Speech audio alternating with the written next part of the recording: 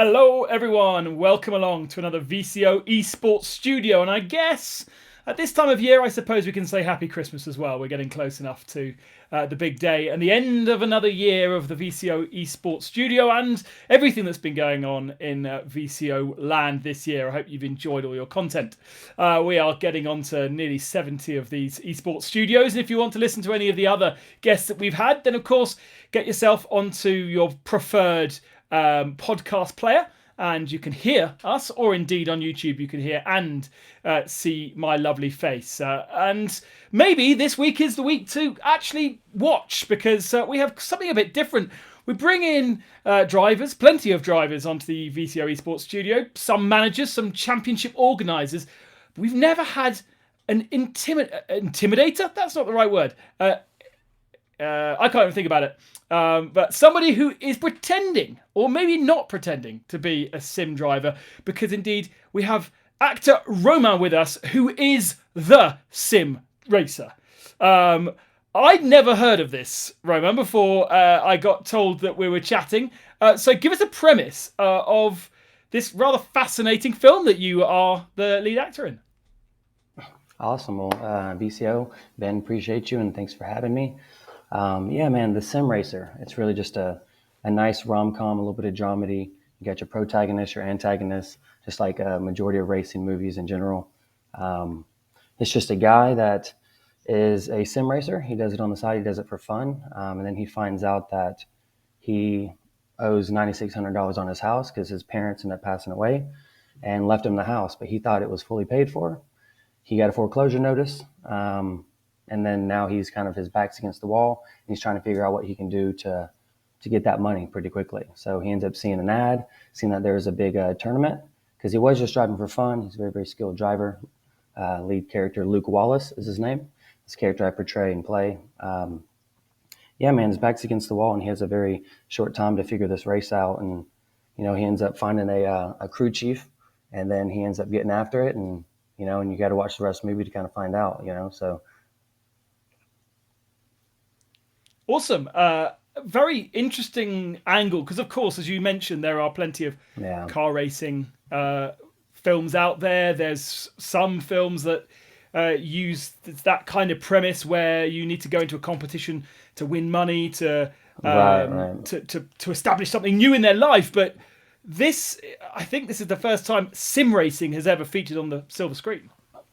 Absolutely, man. It's such a niche project, and that was what attracted me to it in the first place. Because to be honest with you, I never heard of sim racing. I knew race car drivers and stuff. They had like their rigs and stuff, and then like the old school, like 10, 15 years ago when I used to play like at the arcades and stuff, and how it kind of started out. And to realize, and during my research and before I accepted the role, I was like, oh my goodness, there's an entire world out here of sim racers, and it's very serious, and it's really awesome, man. It was miraculous to see like some of these people and their passion.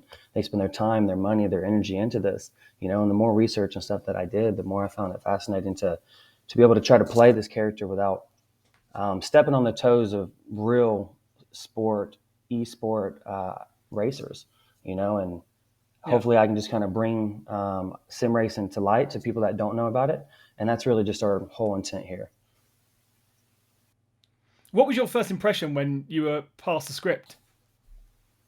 Oh, well, the first time I got the script, there was still a lot of work to kind of be done, So whenever I decided to actually take it on, I just love the story. I like the relationship between the characters.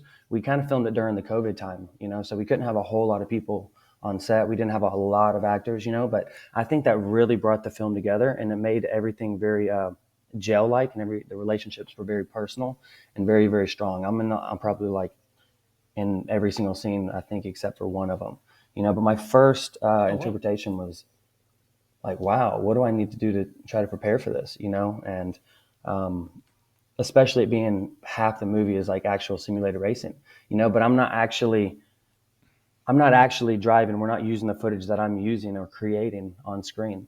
I'm in a green screen room, so it was very, very different to try to like put myself there, and it was challenging, but all of those things I kind of knew. I was willing to take that challenge, man. So it was fun. It really was. Amazing. So I guess, in a world of making real motorsport movies, you need stunt drivers alongside you. Did you have stunt sim drivers doing some of the stuff? No, well, it was a blessing that we actually had the director, the one that wrote the movie.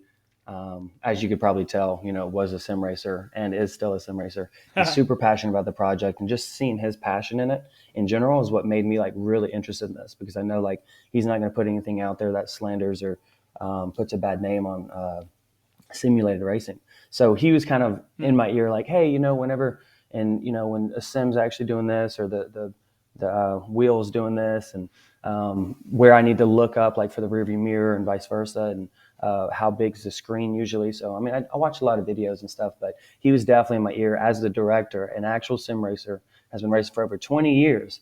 And it was really cool to have him on my side, in my pocket, that I could pull out anytime, and he could just direct me with exactly what I needed to do. As you mentioned already, actors do a huge amount of research for their role, and if it's based on a true story, then they have a character to kind of base itself on. But you're looking at a whole genre of people to base yourself on. What did you discover about the sim racer? Oh man, it was really, really tough, because it's not that I wasn't like interested in racing before. I go to Talladega with my father, and we go and we do that whole thing, and we get the merchandise. We watch the race. We camp out. It's a whole week for us. So it's a super fun thing to do. The simulated racing was a completely different world, and I didn't really know any personally that I could go and spend a lot of time with. So I was really just receiving videos on YouTube, watching people on the rig at their own home, because there's so many different versions of rigs. Like you could have just a small setup where your wheel and is attached, and you got your gas and your pedal and stuff. And some people actually have these like chassis that they're in, that maneuver and do all sorts of things. And I didn't have the privilege to have all of that, but really just putting myself there and trying to not pretend, but try to become.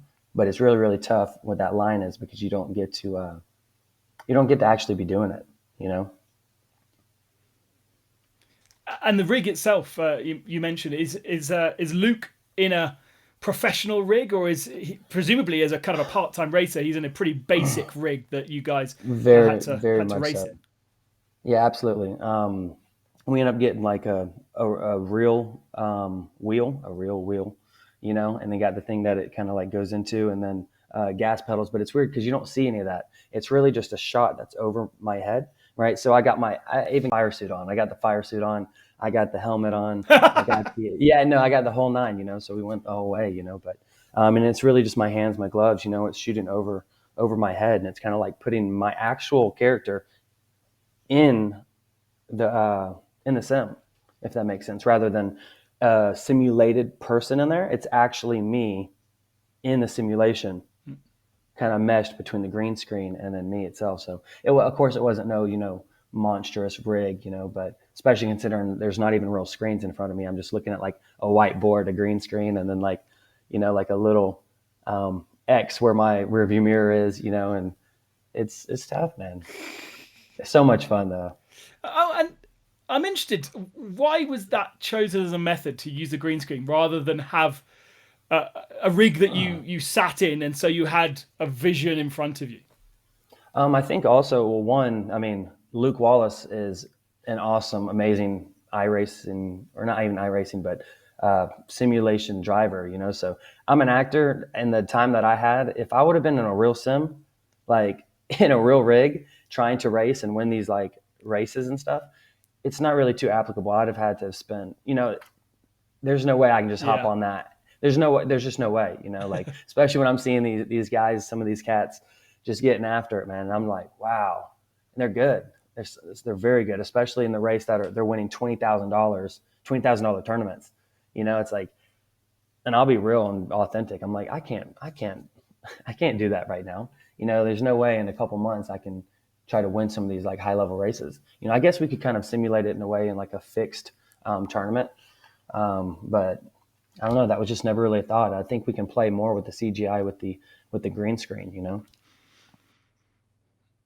But as part of your research, did you get yourself a bit of a rig to play with, to kind of go home in the evenings, keep in your method, keep in the character, so that you could have a bit of a play in your own time?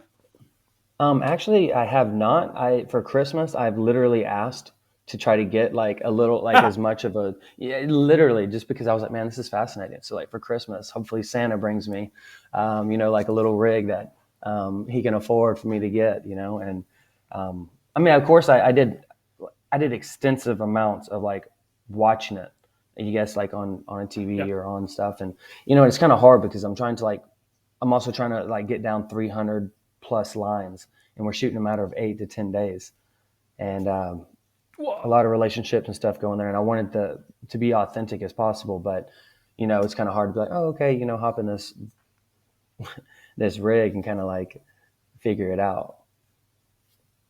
That's something I will be doing. Like Yeah, actually, I that's like think in a couple of weeks, I'm going to like uh, a couple of different places and trying to like reach out to people. And now that once it's kind of open, hopefully I can kind of get invited to kind of hop in somebody's rig and kind of be able to try to play race.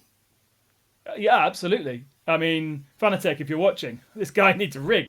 It's not that hard. Definitely for Christmas. That's a good little gift. I'm Yeah, surprised by absolutely. that. But you mentioned shooting the whole film in 10 days. Is that a Yeah. normal thing for an actor?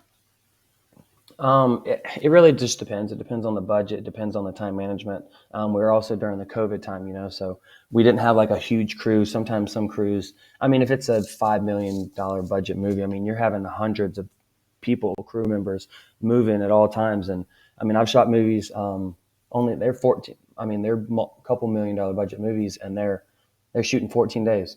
As long as it is like in order and they're shooting multiple scenes in a day, and let's say if they don't have cars exploding and very big stunts that they have to do, some of those things take a long time. And especially whenever safety is at stake, it usually takes a lot longer. So whenever you see these big blockbuster movies with shootings and car explodings and houses burning on fire, usually those take a little bit longer to film because of just all the measures you got to take. This was a little bit different. It was close knit relationship people, and then green screen work for the racing scenes, and then really just tying in the story together. So we shot a lot of scenes each day, and that is one thing about film is it takes a lot longer, like each scene, than you would ever think it does.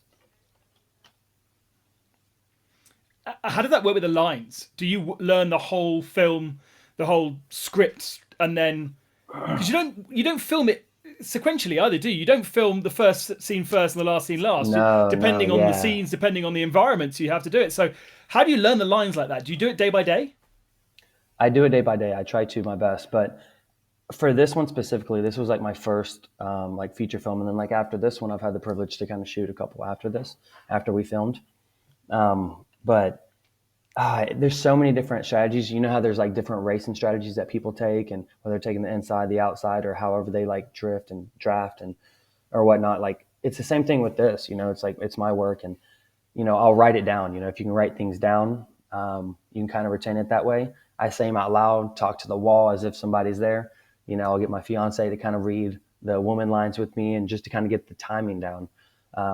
But I mean, pretty much before I went into the first day shooting, I knew all the lines, which was mostly difficult. But I also had the script for a lot longer, and I was also kind of like a co-producer slash co-writer of this as well. So some of it's also like how I felt, and the director was very receptive to, hey, like listening. Some directors are very specific. I want this. You got to say this. You have to be. It's called word perfect. You have to say every word exactly. If you miss a word, they're cut, back to one. So there was a little bit of room here, for the character for me to actually settle in, be comfortable, and say what comes to my mind relatively. Maybe even keep speaking, even if the lines were done, if I felt it was applicable for the film. Which is kind of a nice flexibility to have, I suppose. It is, yeah, no, 100%. Whenever because I've been on both sides of it, and this one's definitely a little bit more weight off your shoulders, and especially because you don't shoot in order either. Sometimes, because if you don't have the schedule soon, right? If you don't have it like in the very beginning, where like, okay, we're shooting the last scene on the first day, we're shooting the third to last scene on the second day. If you don't know all of that, you have to know the whole script, because if not, you're going to show up to set and they go, we're shooting the last scene first, and you're like, I haven't even really like read those lines enough, you know. So you kind of got to know what you're talking about. You got to know the story, the relationship between each character. It's not just talking; it's being. Yeah, and the emotional kind of journey that any character goes through to have to be at the end of that journey in day one of filming, and then at the start of that journey at the end of filming. I mean, God, it must be really tough at times. I would say that the toughest part is the relationship between the love interest, right? So her name is June Langley, and she's kind of the love interest, and it's tough because like you meet her on the screen because we were during COVID time, so like we're doing a couple Zoom calls for timing, getting that stuff down, but um, to shoot the first day when we got together, we're shooting as if we've been together for at least 5 months, 3 months, 2 months, right? Like we've been together for a while. We're like on this last date, and it's like the first couple of times we're really meeting, So like we're having this Wow. scene where I've known her for a while now, and we have this relationship building, and it's just kind of tough, You get around other actors, and you got to act as if you've been around them your whole life. Like imagine if it's like your That's father or your mother, and you got to have that relationship when it's technically not there. amazing. A lot of respect for any actors out there. When you start really thinking about it, it's so much harder than it looks when it comes out on screen. I suppose I'd like to say like doing the VCO Esports Studio, but that would actually be a lie because this is just me talking at a camera and Yeah, kind meeting of being people every yourself a little week. bit. Yeah, yeah, yeah. Yeah, yeah, exactly. That's awesome. Um, How do you like how this? much of yourself came into Luke as a character? Oh man, there was definitely that was also one thing that attracted me to this character alone that wanted to make me audition for it. So Luke Wallace, I mean, just a little backdraft onto him. He kind of has a couple insecurities, just like every person in the world does. That he's wanting to be validated, he's wanting to be respected, he's wanting to be loved, kind of just like everybody. So his character arcs from the beginning to the film to the end, he develops this backbone, that he develops this sense of self worth through his process as he's winning races, as he's talking to the girl, as he's taking advice and it's working, as he's going through life, especially when his back's against the wall and he has nowhere else to go but forward. Um, he learns a lot about himself, just like anybody does, and it's just he has a challenge, and instead of running from it, he takes it full force, and he attacks it, and he starts to build his self confidence and his self worth through that, and it's really interesting to see throughout the film.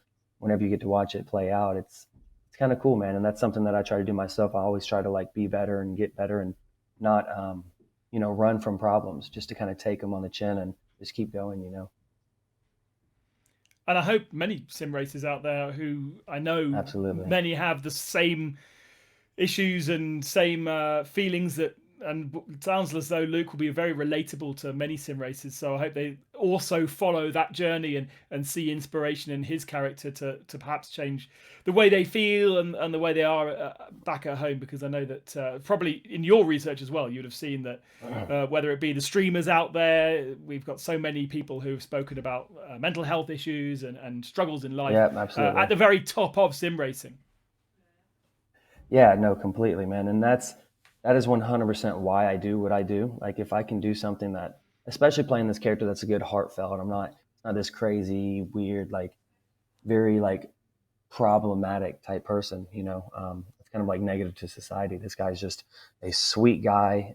He's so sweet that he's almost getting like pushed over all the time, and then he kind of develops a backbone throughout the film and kind of like, kind of finds himself. He's just kind of looking for himself, um, and that's all we're trying to do, man. We're just trying to bring people together. Trying to bring people that don't know about sim racing and people that do sim racing. That's all that they have. It's all Luke Wallace has. Left. His parents passed away. He has this house. He owes money. His back's against the wall. He has sim racing. He's good at it, and he has dreams of being a real race car driver, but he can't afford it. So he works in a race shop. He wears race shirt tees. He constantly is on his rig. So just like anybody out there, man. It's just you want to be loved, you want to kind of be heard.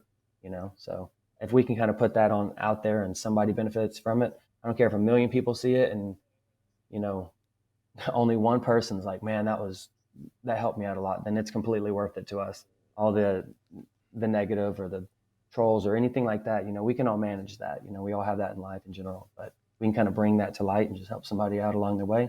That our name's not in vain. So, how do we watch the sim racer? I mean, obviously, I am English, but live in France and so in Europe, and you're over in America. Where can we access the sim racer and when? Oh, well, that's a pretty tough question right now, so to say, because it's going to be in a few select theaters around here, kind of Okay. like in the United States, especially in Atlanta and Georgia, whatnot. But it's definitely going to be on some streaming platforms, probably multiple of them. I can't say exactly yet because I don't know if the contracts and stuff are done yet, and I don't want to be the guy that opens my mouth and wrong, and then I'm the one getting, ripped apart. Yeah. But we will completely keep everybody informed where you can find it. As you can find the trailer for the Sim Racer on YouTube, just type in the Sim Racer film. It'll be on there. And then when? Definitely, I think early 2022. Post production is always one of those things, everyone's got a goal, but actually kind of reaching that goal is the best part. But definitely next year. I don't think it'll be at the later part. Cool. Well, we all look forward to it, and I hope that the reception is good and that it's, as you say, doing what you want it to do, which is to kind of support people and educate people and make the sim races, the hardcore sim races, feel good about themselves as well. Absolutely, man. Just like, wanting to be, I mean, especially if a lot of people, I mean, because there's a lot of people, because it's very worldwide as well, So, I mean, it's not just like people here in the States, So different countries, I saw that in different countries, their races are primarily different, right? They're different cars, they're different tracks, they're different Yeah. styles of racing, So it's like we're kind of, left turn on the oval. But I'm curious how it'll be received from the people that do the different types of racing, whether it's like dirt or track Yeah. or, um, but yeah, it's about simulated racing, man. And I think you guys will enjoy it. Hey, at least it offers you opportunities for Luke to perhaps have his first races in Europe, and then you have a whole sim racer too, and then he Absolutely, yeah, goes off absolutely, rallying or something. You've got a franchise right there. dude. Yeah, absolutely, man. Just building from the bottom up, man.